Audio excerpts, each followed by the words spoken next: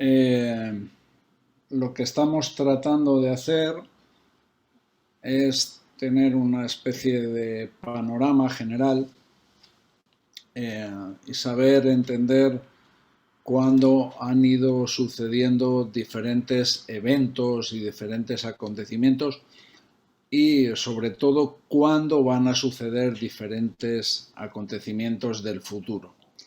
Entonces, bueno, estamos en eso, hemos hablado principalmente de la tribulación y la gran tribulación, que es un evento del futuro, que esa es la última semana de la profecía de las 70 semanas, que igual ya en unos días nos meteremos con ella, del libro de Daniel.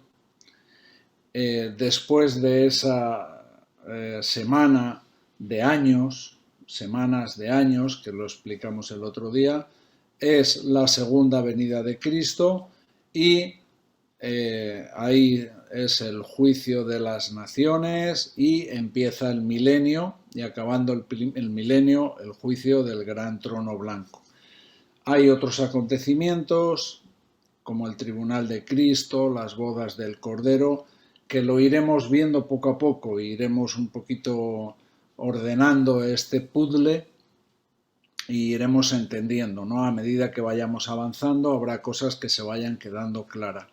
Lo que estamos haciendo ahora es ir al libro de Daniel, porque el libro de Daniel nos aclara en muchas maneras ese futuro, ¿no? Ese futuro. Hay un versículo con el que quiero empezar esta tarde, está en Apocalipsis capítulo 17, versículo 9.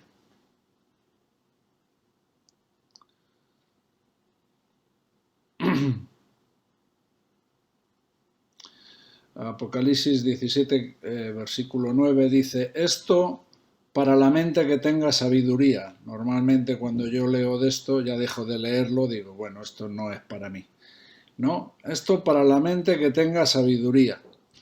Las 7 cabezas son 7 montes sobre los cuales se sienta la mujer. Y son 7 reyes, 5 de ellos han caído, uno es y el otro aún no ha venido, y cuando venga es necesario que dure breve tiempo. Vale, no nos vamos a meter en esto, más adelante entraremos en el libro de Apocalipsis e iremos viendo cuál es cada cosa, ¿no? Y qué entendemos. Pero más o menos aquí lo que está hablando de, en cuanto a la venida del anticristo. El anticristo en el libro de Apocalipsis se le denomina como la bestia. Hay 2 bestias, hay una bestia que viene del mar y una bestia que viene de la tierra. La bestia que viene de la tierra es el falso profeta que trabaja para el anticristo y el anticristo es esta bestia que viene del mar. Entonces, aquí habla de 7 cabezas, que son 7 montes sobre los cuales se sienta la mujer, y son 7 reyes, 5 de ellos han caído, uno es y el otro aún no ha venido. ¿Qué nos está sugiriendo este texto de aquí? Nos está hablando que hay una serie de reyes. La Biblia a veces, cuando habla de reyes, nos está hablando de reinos al mismo tiempo. Nos está hablando de reyes, pero nos está hablando de reinos. Pues hay una serie de reinos, 7 concretamente, que tienen que ver con el anticristo. Son reyes que de alguna manera todos nos van a dar características y van a formar un poquito lo que es la personalidad y el carácter de quién es el anticristo. ¿Qué es lo que nos dice aquí? 5 ya han sido, 5 han caído ya.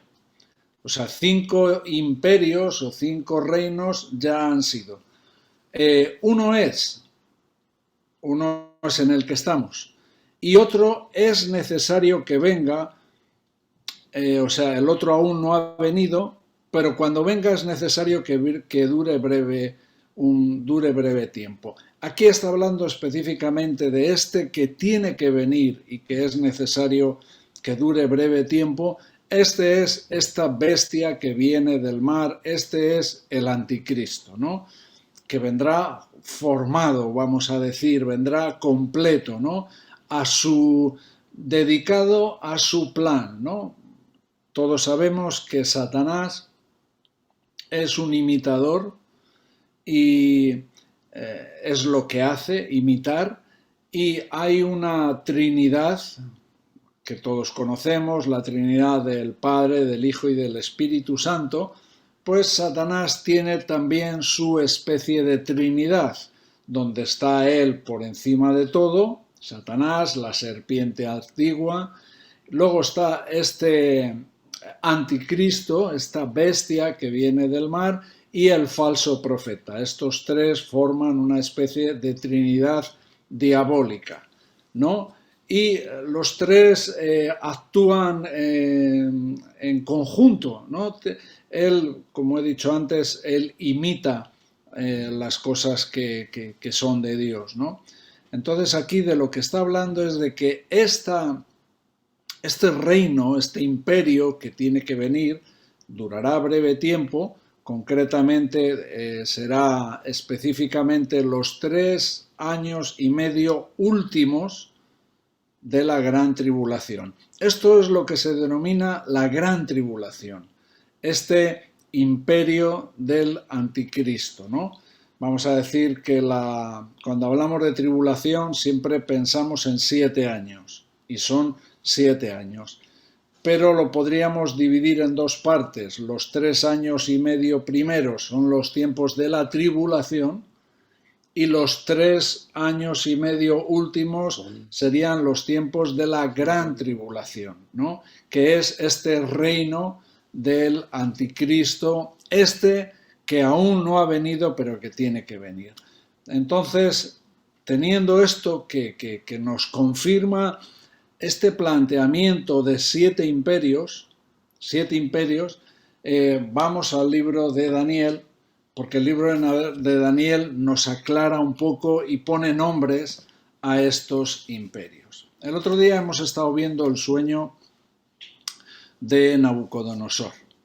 Hemos estado viendo el capítulo 2, y en este sueño que tiene Nabucodonosor, él sueña con una imagen.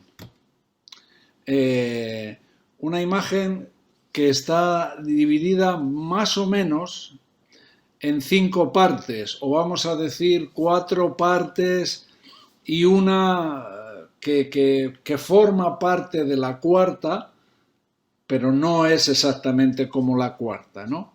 Y todos estuvimos viendo la cabeza de oro de esta imagen, el pecho y los brazos de plata, el vientre y la parte de arriba de los muslos de bronce y las piernas de hierro, y los pies una mezcla de hierro y de barro cocido.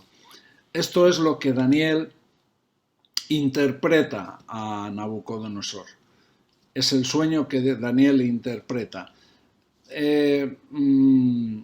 Aquí Nabucodonosor en cierta manera dice que ha olvidado el sueño. Muchos dicen que a lo mejor sí, pero también hay mucha gente que piensa que no lo olvidó. Simplemente estaba poniendo a la prueba, era un asunto que le estaba turbando tanto que quería estar seguro de que la interpretación que le iban a dar era la correcta, ¿no?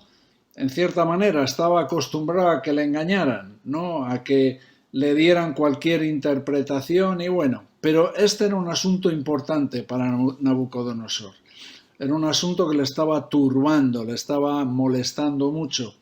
Entonces también es probable que él dijera que el sueño lo había olvidado, pero no lo había olvidado, para estar seguro de que quien diera la interpretación primero le tenía que decir qué es lo que había soñado. Así que es probable que también esa pueda ser lo que pasó. No lo sabemos con certeza. Pero es un asunto importante y entonces vemos que Daniel empieza a interpretar este sueño, ¿no? Si vamos a, al libro de Daniel, al capítulo 2, Daniel le habla y le dice, para resumirlo de alguna manera, le habla de estos son 4 reinos. Le habla de 4 reinos, 4 imperios. Pero en este capítulo 2 no le dice, solamente le dice uno. Le dice que la cabeza le representa a él, a Nabucodonosor, la cabeza eres tú. Pero no le dice quién son los otros 4 imperios. Hoy tendríamos que meternos ya en el capítulo 7, porque el capítulo 7 empieza a hablarle, empieza a darle otra serie de detalles. Y vamos al capítulo 7 de Daniel.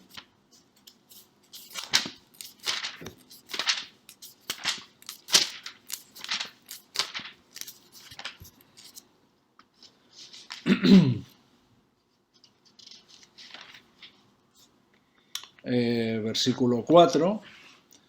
Daniel tiene una visión. Aquí date cuenta que hay una diferencia. Nabucodonosor está teniendo un sueño. Nabucodonosor es un rey pagano, está teniendo un sueño, pero esto es una visión que tiene Daniel. Y lo que ve Daniel es esto: una bestia que era como león y tenía alas de águila. Yo estaba mirando hasta que sus alas fueron arrancadas y fue levantada del suelo y se puso enhiesta sobre los pies a manera de hombre y le fue dado corazón de hombre. Versículo 5. He aquí una segunda bestia semejante a un oso, la cual se alzaba de un costado más que del otro y tenía en su boca 3 costillas entre los dientes. Y le fue dicho así: levántate, devora mucha carne. Después de esto miré, y he aquí otra semejante a un leopardo, con 4 alas de ave en sus espaldas. Tenía también esta bestia 4 cabezas, y le fue dado dominio. La cuarta bestia, espantosa y terrible, y en gran manera fuerte, la cual tenía unos dientes grandes de hierro, devoraba y desmenuzaba, y las obras hollaba con sus pies, y era muy diferente de todas las bestias que vi antes de ella, y tenía 10 cuernos, ¿no? Bueno, aquí la visión que está teniendo Daniel tiene que ver con los mismos 4 imperios que estaba soñando Nabucodonosor. Esas 4 partes de la estatua de Nabucodonosor eran 4 imperios, que Daniel lo interpretó y le dijo, esto tiene que ver con 4 imperios, y le dijo, la cabeza eres tú. Aquí, en esta visión que tiene Daniel, es una visión sobre lo mismo, pero vemos que Daniel ve otra cosa. De la misma manera que el hombre sueña con una gran estatua gloriosa y fuerte, esta es la manera que el hombre ve las cosas, pero esta visión que tiene Daniel es la manera en la que Dios ve las cosas, ¿no? Lo que Dios está viendo aquí son 4 bestias, y 4 bestias muy feroces, y cada una con sus características, especialmente la cuarta, que dice, y era muy diferente a todas las bestias que vi antes de ella, y tenía 10 cuernos. Así que aquí tenemos estas dos situaciones, vamos a decir así: un sueño de Nabucodonosor, de la estatua, y este sueño, esta visión, perdón, que tiene Daniel sobre 4 bestias. Luego, en el capítulo 8, Daniel tiene otra visión. Tiene otra visión que es de un carnero y de un macho cabrío, ¿no? Sueña con un Versículo 4, vi que el carnero, versículo 3, alcé los ojos y miré, y he aquí un carnero que estaba delante del río y tenía 2 cuernos, y aunque los cuernos eran altos, uno era más alto que el otro, y el más alto creció después. Vi que el carnero hería con los cuernos al poniente, al norte y al sur, y que ninguna bestia podía parar delante de él, ni había quien escapase de su poder, y hacía conforme a su voluntad, y se engrandecía.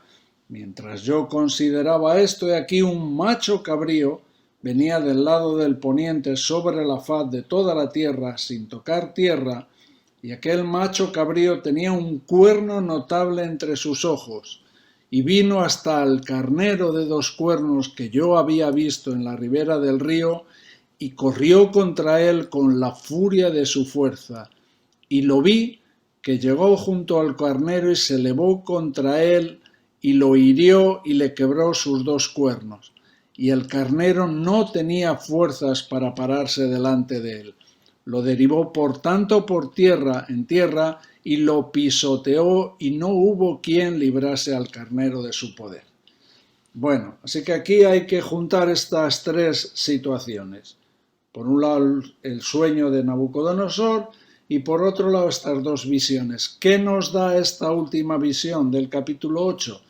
Bueno, el ángel sí le dice aquí, sí le interpreta, sí le comunica a Daniel quién es este carnero y quién es este macho cabrío. Dice el versículo 20, en cuanto al carnero que viste que tenía 2 cuernos, estos son los reyes de Media y de Persia. El macho cabrío es el rey de Grecia y el cuerno grande que tenía entre sus ojos es el rey primero. Entonces, volvemos al capítulo 7. Ya sabemos 3 cosas. Sabemos que el primer rey, la cabeza de oro, o este león del versículo 4 del capítulo 7, nos vamos a centrar en el capítulo 7, es Nabucodonosor y el imperio babilonio. Y además, sí que es verdad que el imperio babilonio se caracterizaba por la gran riqueza que tenía, por la gran riqueza. Tenía mucho oro y al imperio babilonio algunas veces se le hablaba de él como un león. Si queréis, solamente por mirarlo, si vais al capítulo 4 de Jeremías, capítulo 4 de Jeremías, versículo 7,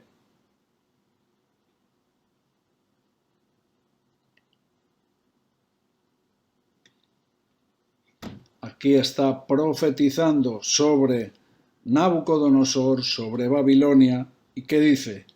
El león sube de la espesura y el destruidor de naciones está en marcha y ha salido de su lugar para poner tu tierra en desolación.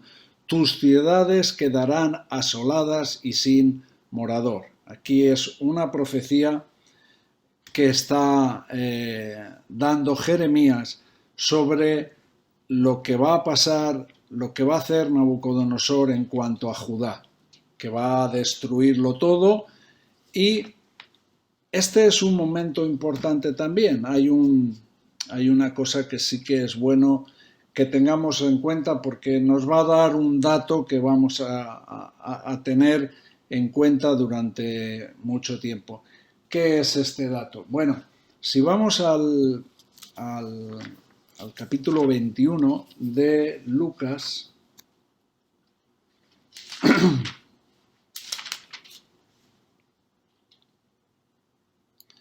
capítulo 21 de Lucas,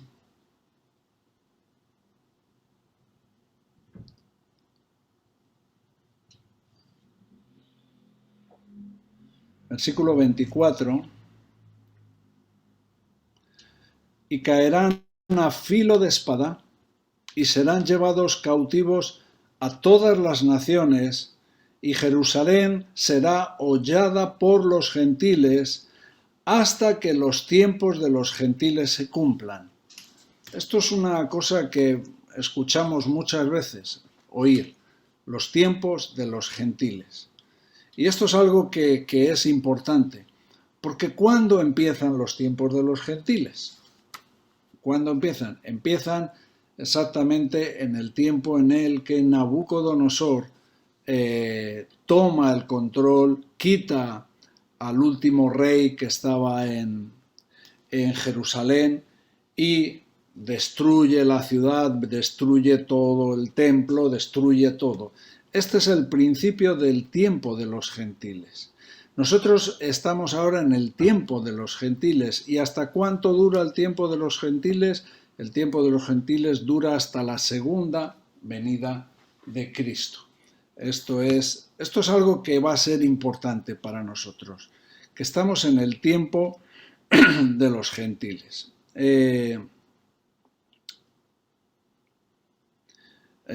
Ahora podemos decir que estamos en un momento donde el tiempo de los gentiles, o sea, el mundo gentil está gobernando, ¿no? Gobernando todas las naciones, ¿no?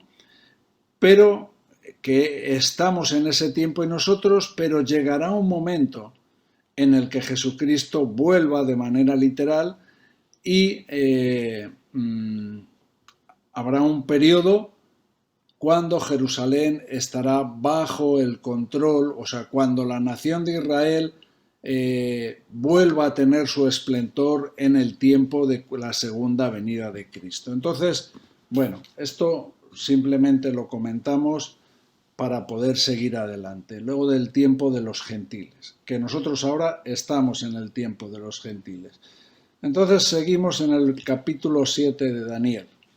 Hemos visto cómo proféticamente la cabeza y esta primera bestia tiene que ver, este león que tenía alas de águila que fueron arrancadas, está hablando de Nabucodonosor. La segunda bestia, semejante a un oso, que en el sueño de Nabucodonosor es la parte de arriba del pecho y los brazos de plata, esto es la unión que hubo de los medos y los persas. Fueron dos naciones que se unieron, y lo que dice aquí literalmente, versículo 5, la segunda bestia semejante a un oso, la cual se alzaba de un costado más que del otro. Hemos leído en el capítulo 8 de un carnero que tenía dos cuernos y uno también crecía más que otro. ¿Por qué este cuerno que crece uno más que otro? ¿O por qué este oso que se alza de un costado más que de otro? Está hablando de los mismos, de los medo-persas. Y en esta unión de los medo-persas, los persas eran más fuertes, más potentes, tenían una influencia mayor en esta unión de dos naciones. Además, los medo-persas, por una de las cosas que eran famosos, eran por sus sistemas de impuestos. Tenían un sistema de impuestos que todos los impuestos se pagaban en plata, no en oro ni en otras monedas, se pagaban en plata, y tenían un sistema muy bien establecido, eran famosos por ello. Por eso es normal que en esta estatua que está viendo Nabucodonosor vea esta parte y ve dos brazos, o sea, representando cada uno de los brazos a una de las dos naciones. Entonces, esta apariencia de plata, este ser de plata, tiene que ver con esto. Nos dice otra cosa más, que este oso tenía en su boca 3 costillas y entre los dientes. Y bueno, pues si estudiamos la historia, veremos que los medopersas habían derrotado a 3 grandes imperios para llegar a a derrotar primero a los babilonios, derrotaron a los babilonios, después derrotaron a los egipcios y derrotaron a otra nación, que vamos a ver dónde lo tenemos.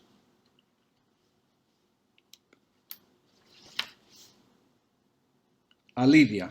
El tercer sitio que derrotaron fue Lidia. Lidia, Egipto y Babilonia. Son estas tres naciones que los medopersas conquistaron. Todo esto es un poco de historia, pero nos va a ayudar a entender un poco todo.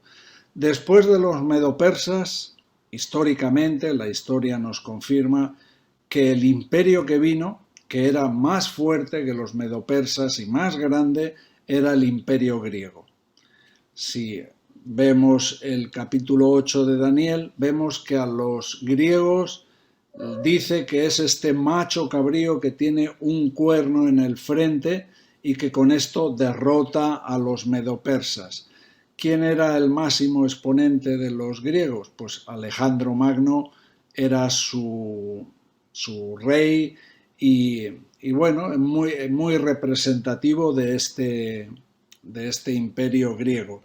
En la parte del sueño que tiene Nabucodonosor, pues se ve que es el vientre y la parte de arriba de los muslos, que es de bronce. Y curiosamente a los griegos se les llamó como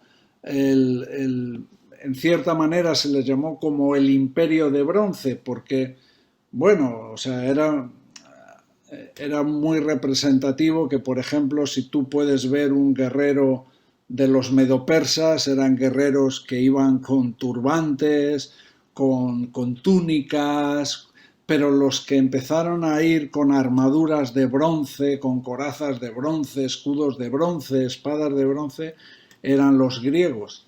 Y además, ¿no? ¿Qué figura que pone en esta tercera? La figura que pone es un leopardo, ¿no? Y un leopardo es representativo de un imperio que fue muy rápido en conquistar, muy rápido. Si hay una característica que sobresale del imperio griego es que conquistaron muchísimo territorio en muy poco tiempo, fueron muy veloces, ¿no? De hecho, él murió en Babilonia, me parece que murió este Alejandro Magno, no, de esto no estoy seguro. Y la cuarta bestia, espantosa y terrible, que en el sueño de Nabucodonosor representa estas piernas de la estatua, de estas piernas de hierro, aquí habla de una bestia que no la define, así como las otras sí, esta cuarta bestia no la define, sino nos dice características, que tenía dientes grandes de hierro, devoraba y desmenuzaba y las obras hollaba con sus pies. Era muy diferente al resto de las bestias. La única cuestión es que aquí habla de un cuerno pequeño que salía entre ellos y delante de, o sea, mientras yo contemplaba los cuernos, estos 10 cuernos que tenía esta bestia, salió un cuerno pequeño entre ellos y delante de él fueron arrancados 3 cuernos de los primeros. Bueno, todo esto, digo, no os preocupéis que lo iremos viendo poco a poco. Pero, ¿qué es la característica de esta cuarta bestia o de la última parte de la estatua? Una de las cosas que aprendemos es que no hay una quinta bestia. No hay una quinta bestia. No hay un quinto imperio que va a tomar el control del mundo. Que el imperio chino, que los Estados Unidos, que Rusia, que no es, en el sueño de Nabucodonosor no lo hay y en la visión que tiene Daniel tampoco lo hay. No nos dice nada de una quinta bestia. Y en el sueño de Nabucodonosor no nos pone nada de un quinto imperio. Lo único que nos habla es como de una extensión de lo que son las piernas, de esas piernas de hierro, que son los pies. Y en estos pies son una mezcla de hierro y barro cocido. Y bueno, ¿por qué es importante esto? Bueno, porque estamos hablando del tiempo futuro.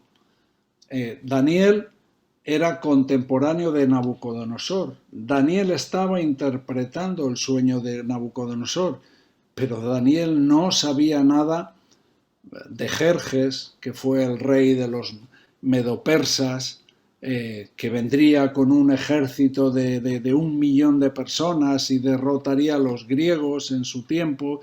Daniel no sabía de la existencia, no supo, porque vivió muchos años más tarde Alejandro Magno.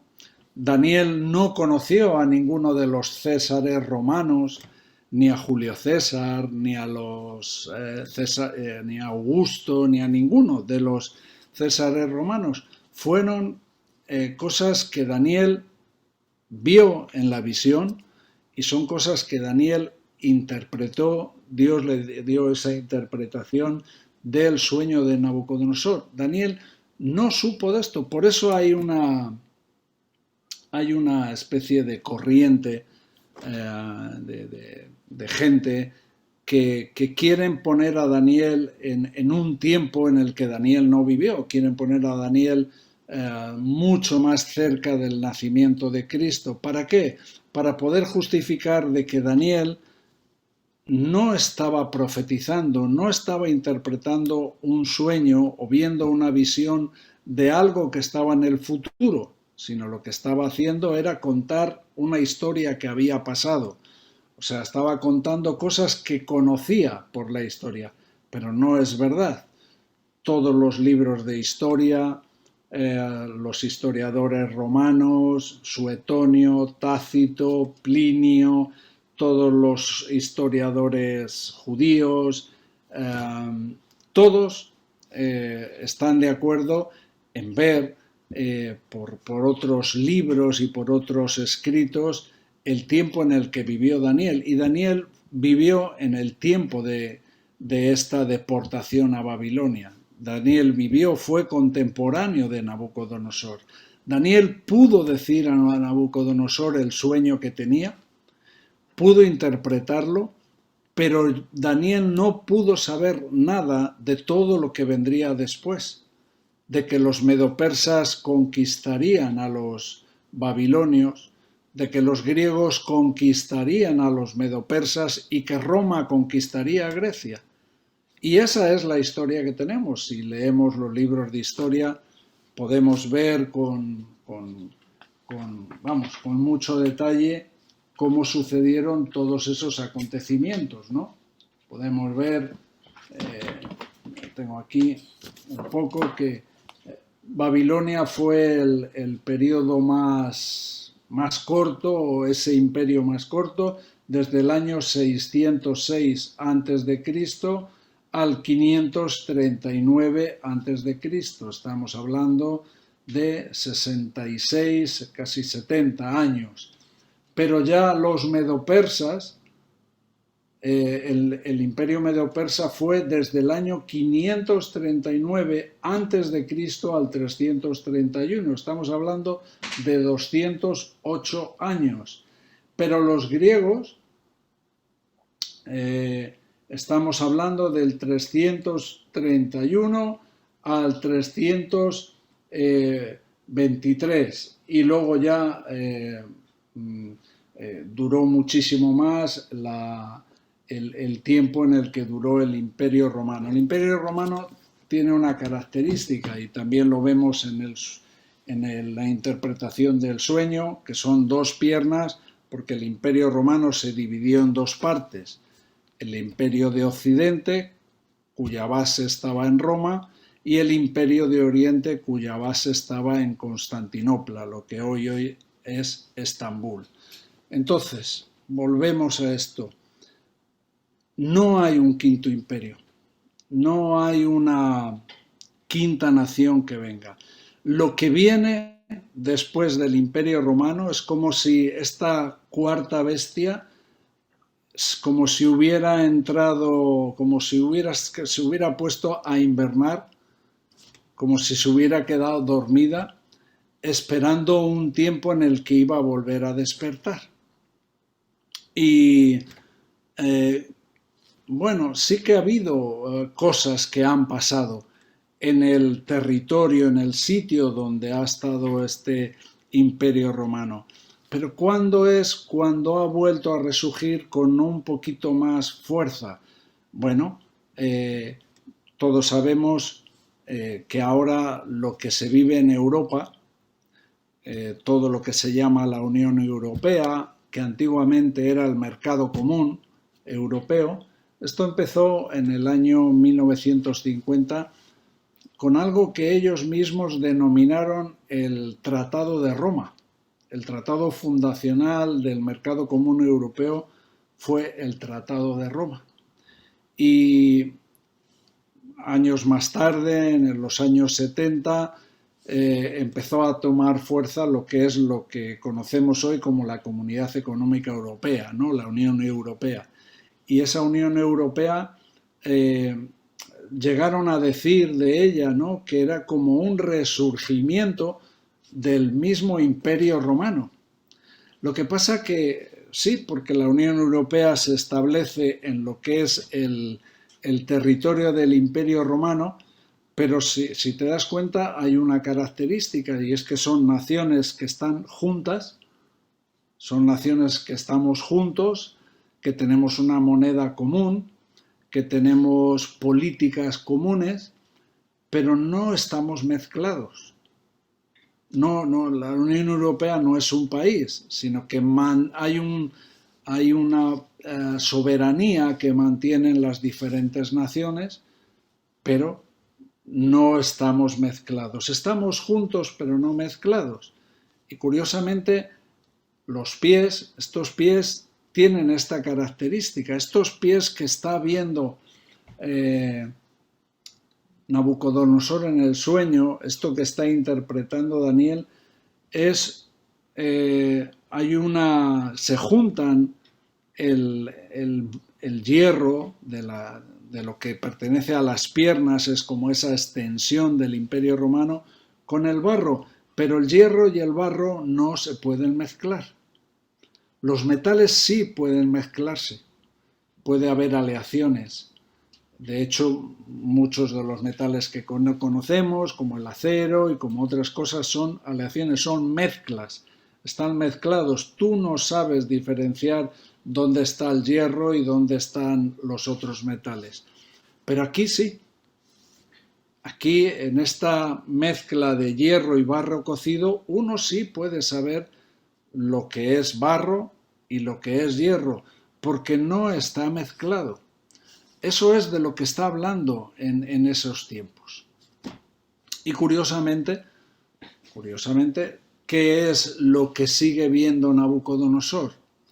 Bueno, cuando tú ves una estatua siempre te da la idea de algo que se puede formar, que se puede construir. Y si es una estatua de metal, es fácil poder fundir los metales para formar una estatua. O sea, puedes imaginar la mano del hombre construyendo todo. Y todos estos 4 imperios fueron imperios que pertenecen a esta construcción, a este mano del hombre. Lo primero que hemos estado leyendo son estos 7 reyes, ¿no? Y estos 4 imperios pertenecen a estos 7 reyes. Antes de estos imperios han existido otros 2 imperios también que no están en el sueño, que son los egipcios y son los asirios.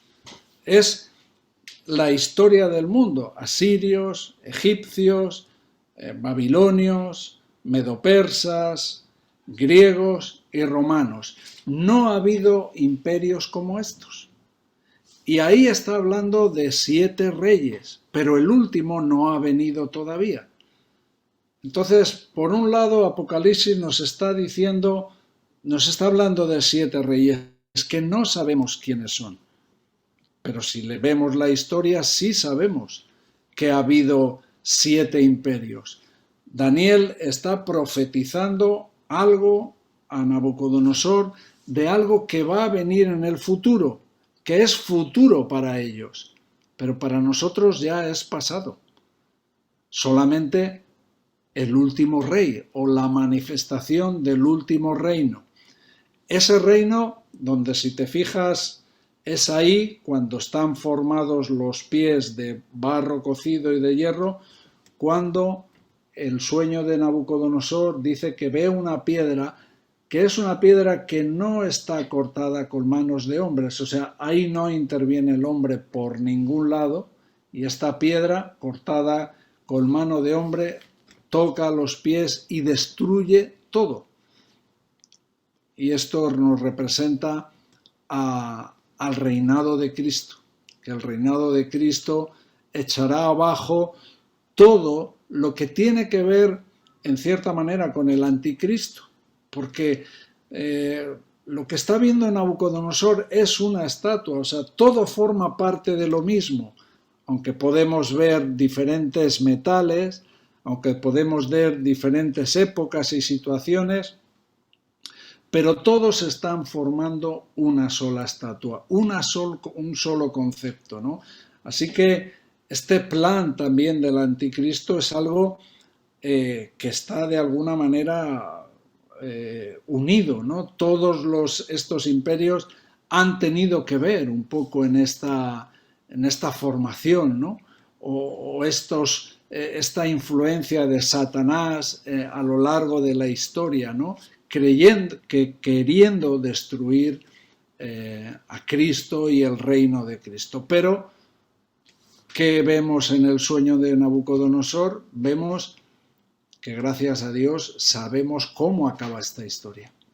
Y esta historia acaba con una victoria de Cristo, y Cristo toma el control sobre toda la tierra. Esta piedra cortada no con mano de hombres se convierte en una gran piedra que lo cubre todo. Así que sabemos ahora que estamos viviendo los últimos tiempos, porque estamos en esos tiempos, no estamos en los tiempos del Imperio griego. No dominan los medopersas, no domina Babilonia, no domina Roma, hay otra cosa en el mundo, y encima donde nosotros estamos, en ese ambiente geográfico de donde se desarrolló el Imperio Romano, es ahí donde nosotros vivimos, y vivimos dentro de una especie de unión sin estar mezclados. ¿Qué es lo que falta de ahí? Bueno, pues ahí lo que nos dice la historia, lo que nos está diciendo la palabra de Dios, que tiene que haber de esa última bestia, dice que saldrán 10 cuernos, 10 naciones. ¿Habrá algo que tenga que ver con 10 naciones? No sabemos qué. Y de esas 10 naciones saldrá un cuerno pequeño, que es el anticristo, que para que salga ese cuerno pequeño tiene que destruir 3 naciones, y se verá claramente, se establecerá esos tiempos ya del anticristo. Ya estaremos metidos en los tiempos de la gran tribulación. Así que con esto ha sido una revisión muy superficial del capítulo 2, capítulo 7 y capítulo 8. Podríamos haberlo hecho más en detalle, pero es que si no tardaremos muchísimo. Vemos un poco este panorama que Daniel están viendo, y lo ven, como digo, en el futuro. Y lo ven de una manera muy clara, ¿no? Entonces nosotros sabemos que estamos en los tiempos de los gentiles, no estamos en el milenio, como algunos creen, estamos en los tiempos de los gentiles. Han empezado con esta invasión de Nabucodonosor y terminarán con la segunda venida de Cristo. Y no estamos esperando, pues podemos ver acontecimientos, ¿no? Esta guerra de Rusia con Ucrania, podemos ver el ejército chino, una cosa tremenda, que cada uno tendrá su papel en estas batallas de la gran tribulación, de este Armagedón y todo esto. Esto lo iremos estudiando un poquito más adelante. Pero ahora, en cuanto a un imperio que se tiene que establecer para que venga Cristo, nada de eso. Lo que nos dice la Biblia y lo que nos enseña es esta mezcla, o no, esta mezcla no, estas naciones juntas que en parte son débiles como el barro y en parte son fuertes como el hierro. Y así es la Unión Europea. Hay países débiles, países fuertes, hay países que tienen una influencia mayor en cosas, otros no las tienen. Entonces, bueno, esto ya lo hablamos cuando estuvimos allí en Francia, pero bueno, esto nos ayuda a tener este panorama un poco claro, ¿no? Y profético, ¿no? Ya también los antiguos sabían cómo iban a ir sucediendo las cosas. Entonces, bueno, hasta aquí vamos a dejar este tema. Nos meteremos en Daniel, en el capítulo 9, que también lo hicimos allí, por ver un poco el tema de la gran tribulación. Es lo que empezaremos a hacer el próximo día, el tema de la gran tribulación. Y seguiremos, pues eso, cada día dedicando un poquito de tiempo a este panorama profético, ¿no? Entonces, sabemos no solamente dónde está el milenio, que antes del milenio está la segunda venida de Cristo y el juicio de las naciones, que después del milenio es el gran trono blanco. Sabremos que antes de ese juicio de las naciones y la segunda venida de Cristo está la gran tribulación, que estamos en los tiempos de los gentiles y lo que nos queda hasta que el anticristo venga y firme ese tratado de paz con los judíos, con lo que empieza esa tribulación, todo esto,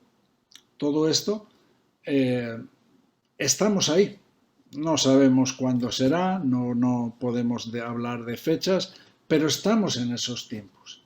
No nos dice la Biblia de otra cosa que se tiene que manifestar.